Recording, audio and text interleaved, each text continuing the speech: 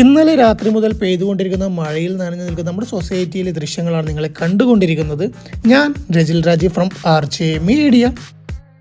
ഇന്ന് ഞാനും അതിലൂടെ മാർക്കറ്റിലേക്ക് പോകാൻ വേണ്ടി പോകണം. ഒരുപാട് നാളുകൾക്ക് ശേഷമാണ് വീണ്ടും ഒരു മാർക്കറ്റ് വീഡിയോ വരുന്നത്.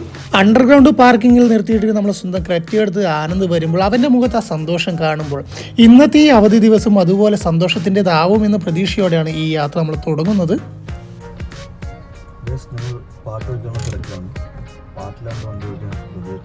പെട്രോൾ ഇല്ലാതെ ചിലപ്പോൾ വണ്ടി പാട്ടില്ലാണ്ട് വൈബ് കിട്ടൂല.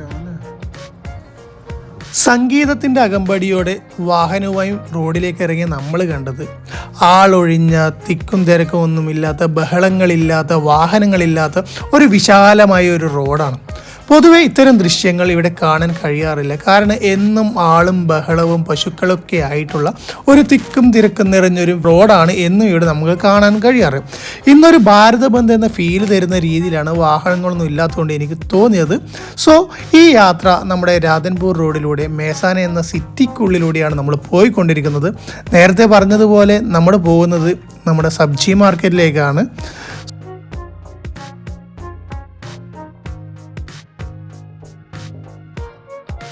നിങ്ങൾ ഇപ്പോൾ കണ്ടുകൊണ്ടിരിക്കുന്ന ഈ സ്ഥലത്തിൻ്റെ പേരാണ് മൊതേരെ സർക്കിൾ. നമ്മുടെ ഇവിടെ നിന്ന് റെയിൽവേ സ്റ്റേഷൻ റോഡിലേക്ക് കടന്നാൽ നമ്മൾ പോകുന്ന വഴികളിൽ രണ്ട് സൈഡിലെ ഒരുപാട് ബിൽഡിങ്ങുകൾ നിങ്ങൾക്ക് കാണാൻ സാധിക്കും. പഴയതും പുതിയതും നവീകരിച്ചു കൊണ്ടിരിക്കുന്നതുമായ ഒരുപാട് ബിൽഡിങ്ങുകൾ നിങ്ങൾക്ക് കാണാൻ സാധിക്കും. രാവിലെ തന്നെ ആയതുകൊണ്ട് റോഡ് കാലിയാണെങ്കിലും ഓട്ടോക്കാരനൊക്കെ വഴി മുടക്കുന്ന രീതിയിൽ തന്നെയാണ് ഇവർ യാത്ര ചെയ്യുന്നത്. അപ്പോൾ അത് ഇവിടുത്തുകാരുടെ ഒരു പ്രത്യേക രീതി ആയതുകൊണ്ട് അതിന് നമ്മൾ കുറ്റമൊന്നും പറയുന്നില്ല. സോ നമ്മുടെ യാത്ര തുടർന്നുകൊണ്ടിരിക്കുകയാണ്. മുന്നോട്ടുള്ള യാത്രയിൽ നമ്മളൊരു അണ്ടർ ബ്രിഡ്ജ് പാസിങ് കൂടി കഴിഞ്ഞാൽ നമ്മുടെ സബ്ജി മാർക്കറ്റിലേക്കുള്ള ഒരു എൻട്രൻസ് ആണ്. തുടർച്ചയായി പെയ്യുന്ന മഴയിൽ വെള്ളം നിറയുന്ന ഒരു ഏരിയ ആയിരുന്നു ഇത്. എന്നാൽ എന്താണെന്നറിയില്ല, ഇന്ന് അത്രത്തോളം വെള്ളമോ കാര്യങ്ങളൊന്നും കണ്ടില്ല. അങ്ങനെ ആ ബ്രിഡ്ജ് കഴിഞ്ഞ് ജസ്റ്റ് റൈറ്റ് സൈഡിലോട്ട് കടന്നാൽ നമ്മുടെ സബ്ജി മാർക്കറ്റിലുള്ള എൻട്രൻസ് ആണ്. എന്താണെന്നറിയില്ല, കഴിഞ്ഞ കുറച്ച് മാസങ്ങളായി മേസാനിലെ എല്ലാ ചുമരുകളിലും ചിത്രപ്പണികൾ നടന്നുകൊണ്ടിരിക്കുകയാണ്. ഭരണമാറ്റം കൊണ്ടാണോ അല്ലെങ്കിൽ ഇവിടുത്തെ ആൾക്കാരുടെ മനം മാറിയത് കൊണ്ടാണോ എന്നറിയില്ല, കുറച്ച് മനോഹരമായ ചിത്രങ്ങളൊക്കെ നിങ്ങൾക്ക് ഇവിടുത്തെ ചുമരുകളിൽ കാണാൻ സാധിക്കും. അങ്ങനെ വാഹനം പാർക്ക് ചെയ്ത് നമ്മൾ നേരെ സബ്ജി മാർക്കറ്റിലേക്ക് പോവുകയാണ്. മഴയായതുകൊണ്ടാണോ എന്നറിയില്ല, വാഹനങ്ങൾ കുറവാണ്, ആൾക്കാർ കുറവാണ്. ഇല്ലെങ്കിൽ ഇങ്ങോട്ടൊന്നും നമുക്ക് അങ്ങനെ പെട്ടെന്ന് അപ്രോച്ച് ചെയ്യാൻ പറ്റുന്ന ഒരു ഏരിയയില്ല. കാരണം വെച്ചാൽ തിരക്കുകൾ കൊണ്ടാണ്. ലഗേജുമായി ലോഡുമായി വരുന്ന വാഹനങ്ങളുണ്ടാകും, സാധനം വാങ്ങാൻ വരുന്ന ഒരുപാട് ആൾക്കാരുണ്ടാകും, വാഹനങ്ങളുണ്ട്. അങ്ങനെ ഇന്ന് അങ്ങനെ ഒരു ക്രൗഡോ കാര്യങ്ങളോ ഒന്നുമില്ല. സോ നമ്മൾ നേരെ നമ്മുടെ മാർക്കറ്റിലേക്ക് പോവുകയാണ്. അപ്പോൾ നിങ്ങൾക്ക് ഞാൻ നേരത്തെ പറഞ്ഞ പോലെ ഇവിടുത്തെ ചുമരുകളൊക്കെ മനോഹരമാക്കിയിട്ടുണ്ട്. ഇല്ലെങ്കിൽ ഇവിടുത്തെ ആൾക്കാരൊക്കെ പാൻ മസാലകളൊക്കെ ചവച്ചു തുപ്പുന്ന ഒരു ചുമരായിരുന്നു ഈ കാണുന്നത്. So it's nice, really nice, വളരെ മനോഹരമായിട്ടുണ്ട്. അങ്ങനെ ഞാനും ആനന്ദുകൂടി കൊടിയും ചൂടി നമ്മൾ മാർക്കറ്റിലേക്ക് കടന്നിരിക്കുകയാണ്. ഇപ്പോൾ അങ്ങനെ വലിയ മഴയില്ല, എന്നാലും ചെറിയ ചാറ്റൽ മഴ ഉള്ളത് കൊണ്ട് തന്നെയാണ് നമ്മൾ കൊടിയും ചൂടിക്കൊണ്ട് പോവുകയാണ്. മഴ ആയതുകൊണ്ടാവാം ഇവിടെ അത്ര തിരക്കോ കാര്യങ്ങളോ ആൾക്കാരൊന്നും കാണുന്നില്ല. പൊതുവേ നമ്മൾ ഈ നടന്നു പോകുന്ന വഴിയിൽ തന്നെയാണ് ഇവിടുത്തെ ആൾക്കാർ വിൽപ്പന നടത്താറ്. മഴ ആയതുകൊണ്ടാവാം ഇന്ന് സാധനങ്ങളൊക്കെ അവർ ബിൽഡിങ്ങിനകത്ത് കയറ്റി വെച്ചാണ് കച്ചവടം നടത്തുന്നത്. മാർക്കറ്റിൽ വന്നാൽ സ്ഥിരമായി പോകുന്ന ഒരു സ്ഥലമാണ് ഈ ദീദിയുടെ അടുത്ത്. കാരണം ഇവിടെ നിന്നാണ് പൊതുവായിട്ട് നമ്മൾ മത്തനും അതുപോലെ തന്നെ കറിവേപ്പിലയും വാങ്ങാറുള്ളത്. ഈ മാർക്കറ്റിൽ നമ്മൾ വരുന്നത് 2 ആഴ്ച കൂടുമ്പോഴോ അല്ലെങ്കിൽ 3 ആഴ്ച കൂടുമ്പോഴാണ്. കാരണം ഒരിക്കൽ വന്നാൽ ഈ 2 ആഴ്ചത്തേക്കുള്ള അല്ലെങ്കിൽ 3 ആഴ്ചത്തേക്കുള്ള സാധനങ്ങൾ ഒരുമിച്ച് വാങ്ങിയിട്ടാണ് നമ്മൾ പോവാറുള്ളത്. കാരണം നല്ല സാധനങ്ങളാകുമ്പോൾ കിലോ കണക്കിന് കൂടുതൽ ക്വാണ്ടിറ്റിയിലാണ് നമ്മൾ വാങ്ങാറുള്ളത്. സോ അത് തീരാനും അത്രയും സമയമെടുക്കും. അങ്ങനെ ഒരുപാട് നല്ല നല്ല സാധനങ്ങൾ നോക്കിയും തിരഞ്ഞും ഒക്കെ എടുത്ത് നമ്മുടെ യാത്ര തുടരുകയാണ്. എന്താണ് അവസ്ഥ? സാധനം നോട്ട് കുറവായിരുന്നു. ഇവിടെ പൊതുവെ ബാർഗെയിനിങ്ങും കാര്യങ്ങളൊന്നുമില്ല. എന്നിരുന്നാലും ചിലപ്പോഴൊക്കെ നമ്മൾ സംസാരിച്ചാൽ ചെറിയ രീതിയിൽ അഡ്ജസ്റ്റ് ചെയ്ത് അവർ വിലയൊക്കെ കുറിച്ച് നമുക്ക് സാധനങ്ങൾ തരും. സാധനങ്ങൾ വാങ്ങാൻ ഈ മാർക്കറ്റിൽ വരുന്നതിൻ്റെ ഒരു പ്രധാന വിഷയം എന്ന് വെച്ചാൽ വില കുറവിൽ ഒരുപാട് സാധനം കിട്ടുന്നു എന്നുള്ളത് കൊണ്ട് മാത്രമല്ല, ഈ മാർക്കറ്റ് പുറത്ത് കിട്ടാത്ത പല സാധനങ്ങളും കിട്ടുന്നത് ഈ ഒരു ലൊക്കേഷനിലാണ് എന്നുള്ളത് കൊണ്ടാണ്. എക്സാമ്പിളായിട്ട് പറയുന്നത് മലയാളികൾക്ക് ഏറ്റവും പ്രധാനപ്പെട്ട കറിവേപ്പില, അതുപോലെ തന്നെ മത്തങ്ങ, താലോരി, കുമ്പളം എന്നിവയൊക്കെ ഈ മാർക്കറ്റിൽ പുറത്ത് കിട്ടുക എന്നുള്ളത് വളരെ ദുഷ്കരമായ ഒരു അവസ്ഥയാണ്. അതുകൊണ്ടാണ് ഞങ്ങൾ പൊതുവെ ഇവിടെ വരാറുള്ളത്. അങ്ങനെ അടുത്ത രണ്ടാഴ്ചത്തേക്കുള്ള സാധനങ്ങൾ വാങ്ങി നമ്മൾ തിരിച്ചു പോകുമ്പോഴേക്കും മഴ ഇങ്ങനെ കൂടാൻ തുടങ്ങിയിട്ടുണ്ടായിരുന്നു. അങ്ങനെ നല്ല മഴയുണ്ട്. പച്ചക്കറി മാർക്കറ്റിൽ അങ്ങനെ വലിയ തിരക്കൊന്നും ഉണ്ടായില്ല. അപ്പോൾ നിങ്ങൾക്ക് മുന്നേ എൻ്റെ വീഡിയോയിൽ കണ്ടായിരിക്കും മനസ്സിലാവും അവിടുത്തെ തിരക്കും കാര്യങ്ങളൊക്കെ. പക്ഷേ ഇന്ന് മഴയായതുകൊണ്ട് ആൾക്കാർ കുറവാണ്. എന്നാലും അതുപോലെ തന്നെ സാധനങ്ങൾ ഇന്ന് കുറവായിരുന്നു. സോ ഓവറോൾ നല്ല എക്സ്പീരിയൻസ് ആയിരുന്നു. ആൾക്കാർ പെട്ടെന്ന് സാധനം കൊടുത്തു തീർക്കാനുള്ള തിരക്കിലായതുകൊണ്ട് നമ്മൾ സാധനം വന്ന് പെട്ടെന്ന് നമ്മളൊന്ന് ഇവിടെ നിന്ന് ഇറങ്ങി. സോ നല്ല സാധനങ്ങൾ മേടിക്കണം. നമ്മൾ ഇവിടുത്തെ മാർക്കറ്റിൽ തന്നെ പോകണം. അവിടെ കുറച്ച് ചീപ്പായിട്ട് കിട്ടും. ചിലരൊക്കെ സപ്പോർട്ട് ചെയ്യും. അടുത്ത് ഏതാണെന്ന് തിരഞ്ഞെടുക്കാനുള്ള സപ്പോർട്ടും കാര്യങ്ങളൊക്കെ ഉണ്ട്. സോ നമ്മൾ അടുത്ത പരിപാടിയിലേക്ക് കടക്കുകയാണ്. നമ്മൾ നേരത്തെ പോയ അതേ വഴിയിലേക്കൂടെ തന്നെയാണ് നമ്മൾ തിരിച്ചു പോകുന്നത്. ചിലയിടങ്ങളിൽ കുറച്ച് വെള്ളം കെട്ടി നിൽക്കുന്നുണ്ട് എന്നല്ലാത്ത വേറൊരു പ്രശ്നവും അവിടെ ഇവിടെയൊന്നും ഇല്ല. ഈ പെയ്യുന്ന മഴയ്ക്ക് പിന്നിൽ ഒരുപാട് ശാസ്ത്രീയ വശങ്ങൾ ഉണ്ടെന്ന് അറിയാമെങ്കിലും ഞാൻ പലപ്പോഴും ചിന്തിക്കാറുള്ളത് ഈ പെയ്യുന്ന മഴ പലരുടെയും വിഷമങ്ങളും സങ്കടങ്ങളും ഇല്ലാതാക്കാൻ വേണ്ടി സ്വയം പെയ്തു തീരുന്നതാണ് എന്നാണ് ഞാൻ എന്നും ചിന്തിക്കാറുള്ളത്.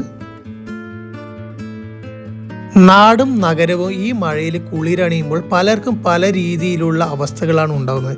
ചിലർക്ക് അവരുടെ സങ്കടങ്ങൾ ഇല്ലാതാവുന്ന നിമിഷങ്ങളായിരിക്കും, ചിലർക്ക് അവരുടെ സന്തോഷത്തിൻ്റെ നിമിഷങ്ങളായിരിക്കും. പലർക്കും അവസ്ഥകൾ വ്യത്യസ്തമായിരിക്കും. ജീവിതത്തിൽ വാട്ട് ഹാപ്പൻ നെക്സ്റ്റ് എന്ന് ചോദിച്ചാൽ അറിയില്ല, ആർക്കും അറിയില്ല എന്താണ് നടക്കാൻ വേണ്ടി പോകുന്നത്. എപ്പോഴും എല്ലാം ഒരു അൺഎക്സ്പെക്റ്റഡ് മൊമെൻറ്റ്സ് ആയിരിക്കും. സോ നമ്മുടെ ജീവിതത്തിലെ എല്ലാ നിമിഷങ്ങളും ആനന്ദത്തിൻ്റെതാക്കാൻ ശ്രമിക്കുക, സന്തോഷിക്കാൻ ശ്രമിക്കുക എന്നാണ് എനിക്ക് പറയാനുള്ളത്. ഇങ്ങനൊക്കെ പറയാൻ താനാരാന്ന് ചോദിച്ചാൽ ഞാൻ ആരുമല്ല. എൻ്റെ കാഴ്ചപ്പാട് ഞാൻ നിങ്ങളോട് പറഞ്ഞു എന്ന് മാത്രമേ ഉള്ളൂ. ഈടൊക്കെ ഒരു ചായ കുടിക്കാൻ വേണ്ടി നമ്മൾ റോഡ് സൈഡിൽ ഒരു ചായപ്പടിയിൽ നിർത്തിയായിരുന്നു. ചായ കുടിച്ചൊക്കെ നമ്മളെ റൂമിലേക്ക് പോയിക്കൊണ്ടിരിക്കുകയാണ്. Just 5 minutes away from our destination. അപ്പോൾ ഇന്നത്തെ ഒരു അവസ്ഥ എന്ന് വെച്ചാൽ ഫുൾ ഡേ ഇന്ന് മഴ തന്നെയാണ്. ഫുള്ള് മഴയാണ്. ഞങ്ങൾക്ക് പാർട്ടി ഉണ്ട്.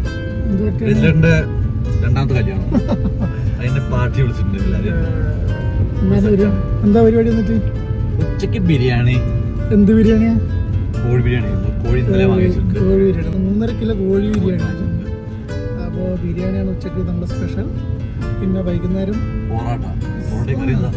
പൊറോട്ടക്ക് ബിരിയാണീൻ്റെ ചാറ് തൊട്ട് വെക്കേണ്ടി വരും. പിന്നെ അങ്ങനെ സ്പെഷ്യലായിട്ട് ഗ്രീൻ പീസ്. ഇങ്ങനത്തെ ഓരോ വിനോദങ്ങളാണ്. ഒരാഴ്ച ഒരു ദിവസം ലീവ് കിട്ടിയ എല്ലാരും വിളിച്ച് സൽക്കരിക്കുക. അണ്ണന്റെ ഹോബി എന്ന് പറഞ്ഞു. ഇതൊക്കെയല്ലേ ഒരു സന്തോഷം അല്ലേ? വൈകുന്നേരം പിന്നെ ചായക്കുണ്ട്, ചായക്ക് ഉള്ളിവടിയുണ്ട്, പിന്നെന്നുണ്ട്. ഫുൾ ഡേ പോയി. ഒരു ദിവസം ഞങ്ങൾ പോയി. അങ്ങനെ ഭക്ഷണം കഴിക്കാൻ കിട്ടുന്നുണ്ടെങ്കിൽ ഫുൾ ഡേ പോയി. നമ്മുടെ വെൽക്കം ഡ്രിങ്ക് ലൈം സോഡയിലെ ലൈം ജ്യൂസ്, പിന്നെ ഉച്ചയ്ക്ക് സമൃദ്ധമായ ബിരിയാണി, പിന്നെ അത് കഴിഞ്ഞിട്ട് ഉള്ളിവടിയും ചായയും, അത് കഴിഞ്ഞിട്ട് പൊറോട്ടയും കറി എന്നാണെങ്കിൽ പിന്നെ ഡിസൈഡ് ചെയ്യാം അല്ലേ. ഇങ്ങനെയൊക്കെ സിമ്പിളായിട്ടുള്ള ഒരു ലൈഫാണ് നമ്മളത്. രാവിലെ 7 മണിക്ക് നമ്മൾ ഇറങ്ങിയതാണ്. മാർക്കറ്റ് ഞാൻ പറഞ്ഞില്ല 7 മണിക്ക് നമ്മൾ പോയതാണ്. 7 മണിക്ക് പോയി തിരിച്ച് വരുമ്പോഴേക്കും ഏകദേശം 9:30. സോ 2 മണിക്കൂർ അവിടെ തന്നെ നമ്മൾ സ്പെൻഡ് ചെയ്തു. ശരി, എന്നാൽ നല്ല സാധനങ്ങൾ പോയാലും കിട്ടും മാർക്കറ്റിലായതുകൊണ്ട്. അതൊന്ന് നോക്കണം, 1 റൗണ്ട് 2 റൗണ്ട് നടക്കണം, അതിനുശേഷം വാങ്ങണം, വരണം. ഗുജറാത്തിലെ റോഡിലൂടെ യാത്ര ചെയ്യുമ്പോൾ പലപ്പോഴും തോന്നിയിട്ടുള്ള ഒരു കാര്യം, ഇവിടുത്തെ ആൾക്കാർക്ക് റോഡ് മാനേഴ്സ് എന്താണെന്ന് തീരെ അറിയില്ല എന്നുള്ളത്. കാരണം അങ്ങനെയുള്ള രീതിയിലാണ് ഇവിടുത്തെ ആൾക്കാരുടെ യാത്രകളൊക്കെ. ഇവിടുത്തെ അവസ്ഥ അങ്ങനെയാണ്. ആൾക്കാർക്ക് പരിചിതമായതുകൊണ്ട് വലിയ പ്രശ്നമില്ല. എന്നാലും പുതിയ ആൾക്കാർക്ക് അത് ഭയങ്കര ബുദ്ധിമുട്ടായിരിക്കും. പെട്ടെന്ന് ഒരു ബ്രേക്ക് പിടിക്കൽ പഠിച്ചു വരുന്ന ഒരാൾക്കാർക്ക്, നോൺ ഗുജറാത്തി എസ്പെഷ്യലി നോൺ ഗുജറാത്തിക്ക് അതുള്ള ഒരു ഇതാണ്.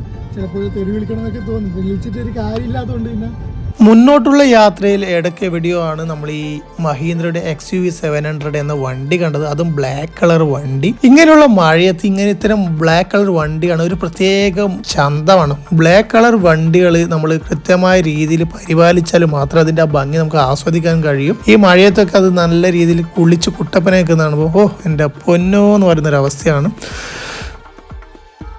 ഇന്ന് മഴയായതുകൊണ്ട് നമ്മുടെ ഗോമാതാക്കളൊക്കെ ഇന്ന് ലീവായിരിക്കും എന്നാണ് ഞാൻ പ്രതീക്ഷിച്ചത്. എന്നാൽ നമ്മൾ തിരിച്ച് നമ്മളെ ഫ്ലാറ്റിലേക്ക് എത്തുമ്പോഴേക്ക് വീണ്ടും അവരെ കാണാൻ സാധിച്ചു. അങ്ങനെ ഇന്നത്തെ യാത്ര സഫലമായി എന്ന് വേണമെങ്കിൽ പറയാം. അങ്ങനെ നമ്മളെ ഫ്ലാറ്റിലേക്ക് കയറുന്ന ഒരു എൻട്രൻസ് വ്യൂ ആണ് നിങ്ങൾ കാണുന്നത്. വളരെ മനോഹരമായൊരു വ്യൂ ആയിട്ടാണ് എനിക്ക് എപ്പോഴും തോന്നാറുള്ളത്. നിങ്ങൾക്ക് എങ്ങനെയാണെന്ന് എനിക്കറിയില്ല. സോ നമ്മൾ വാഹനം നേരെ അണ്ടർഗ്രൗണ്ടിലേക്ക് തന്നെ പോവുകയാണ്. പാർക്കിംഗ് സ്ലോട്ടിലേക്ക് പോവുകയാണ്.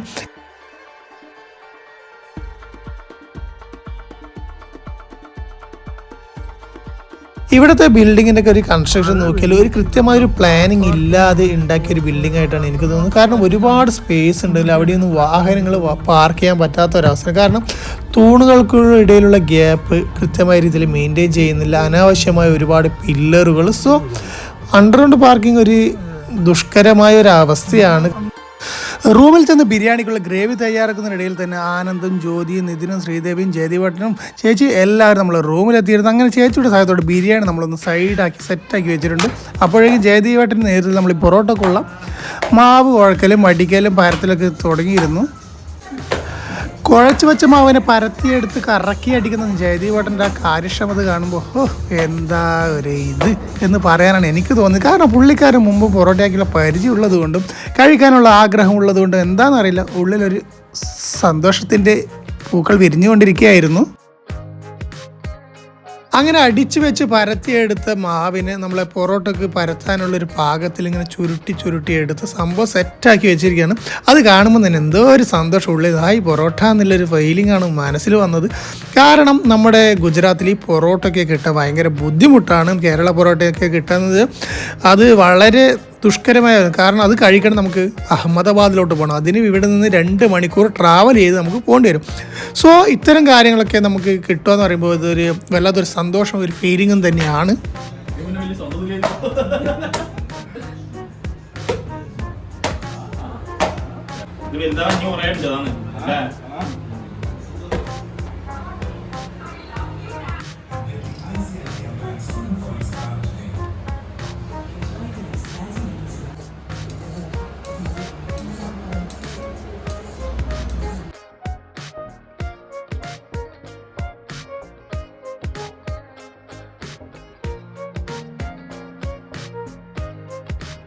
സത്യത്തിൽ ഓരോരോ ഭക്ഷണങ്ങൾ പാകം ചെയ്യുമ്പോൾ അത് നമ്മൾ മനസ്സറിഞ്ഞ് ചെയ്യുമ്പോൾ അതിൻ്റേതായ തനത് ടേസ്റ്റ് നമുക്ക് കിട്ടും.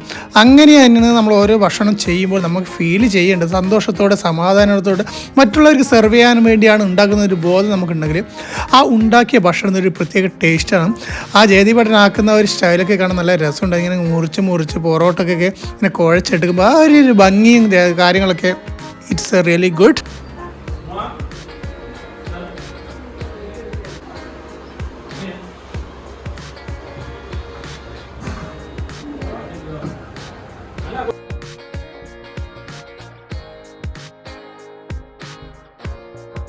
അങ്ങനെ ഒരു സൈഡിൽ പൊറോട്ടയുടെ കാര്യങ്ങൾ നടന്നുകൊണ്ടിരിക്കും, മറു സൈഡിൽ നമ്മൾ തയ്യാറാക്കിയ ബിരിയാണികൾ ദമ്മൊക്കെ പൊട്ടിച്ച് നമ്മൾ നോക്കി അടിപൊളി ബിരിയാണിയാണ്. അങ്ങനെ മറ്റുള്ളവർക്കൊക്കെ സെർവ് ചെയ്ത് തുടങ്ങി.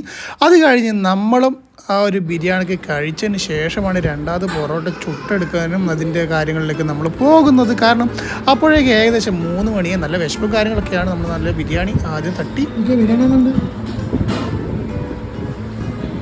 എന്താ ബിരിയാണി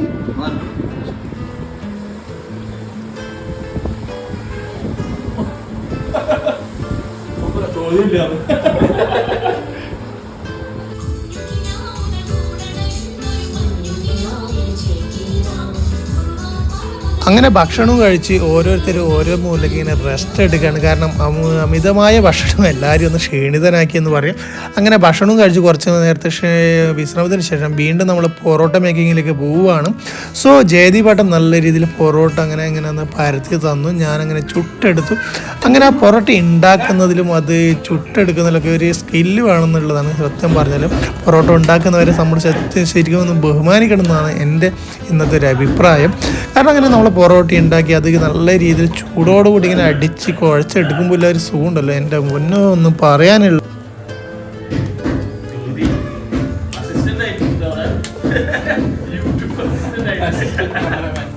അങ്ങനെ 1, 2, 3 തുടങ്ങിയ പൊറോട്ടയുടെ എണ്ണം കൂടി വരികയാണ്. അതുപോലെ തന്നെ നമ്മൾ ചുട്ടെടുത്ത് ഓരോന്നിങ്ങനെ സെറ്റാക്കി വെക്കുകയാണ്. ഈ സത്യത്തിൽ പൊറോട്ട ചുട്ടെടുക്കുന്നതിൽ മാത്രമല്ല അത് അടിച്ച് മെരിക്കുക, ആ ഒരു പദം വരുത്തുന്നതിലാണ് സത്യത്തിൽ ആ ഒരു ടേസ്റ്റ് നമുക്ക് കിട്ടുന്നത്. ഞാനൊന്ന് അടിച്ച് നോക്കി, അതെനിക്ക് സെറ്റായില്ല. അതുകൊണ്ട് ജയദീപേട്ടൻ തന്നെയാണ് കംപ്ലീറ്റ് ഫോക്കസ് അതിൽ ചെയ്തത്. സത്യത്തിൽ പൊറോട്ട ഉണ്ടാക്കുന്നതിലല്ല, ആ പൊറോട്ട ഉണ്ടായി പറഞ്ഞ് ഇങ്ങനെ അടിച്ചെടുക്കില്ലേ, ആ ഒരു സ്കില്ലാണ് സത്യത്തിൽ ഒരു പൊറോട്ടന് ഒരു പെർഫെക്ഷൻ എന്നാണ് എനിക്ക് തോന്നിയത്. കാരണം ആ ചൂടോടെ അടിക്കുക, കൈയും പൊള്ളും കാലും പൊള്ളും എന്നുള്ളൊരു അവസ്ഥയിൽ ഇങ്ങനെ കഷ്ടപ്പെട്ട് അടിക്കുമല്ലോ, അതൊരു പ്രത്യേക ഒരു ഫീൽ തന്നെയാണ്. ജയദീപേട്ടൻ നല്ല എക്സ്പീരിയൻസ് ഉള്ളത് കൊണ്ട് പുള്ളിക്കാരെ കൃത്യമായിട്ട് അടിച്ച്, ഞാനും കുറച്ച് അടിച്ചു നോക്കി, കൈ പൊള്ളിയെന്നല്ലാണ്ട്. സോ ഫൈനലി നമ്മുടെ നിദ്രൂട്ടനും വന്ന് പൊറോട്ട മേക്കിങ്ങിൽ നമ്മളെ ഹെൽപ്പ് ചെയ്യാൻ വേണ്ടിയിട്ട് അങ്ങനെ ഒരു അവധി ദിവസം കൂടി കടന്നുപോയി. എല്ലാവരും ഒത്തൊരുമിച്ചുള്ള ഒരു അവധി ദിവസം എന്നും സന്തോഷം വരുന്ന, എന്നും ഓർമ്മിക്കാൻ പറ്റുന്ന ഇങ്ങനെയുള്ള ഒരു നല്ല നല്ല നിമിഷങ്ങൾ എല്ലാവരുടെയും ജീവിതത്തിൽ ഉണ്ടാകട്ടെ എന്നും പറഞ്ഞുകൊണ്ട് നമ്മുടെ ഈ പൊറോട്ട കഥ ഇന്നിവിടെ അവസാനിപ്പിക്കുകയാണ്. Thank you for watching this video.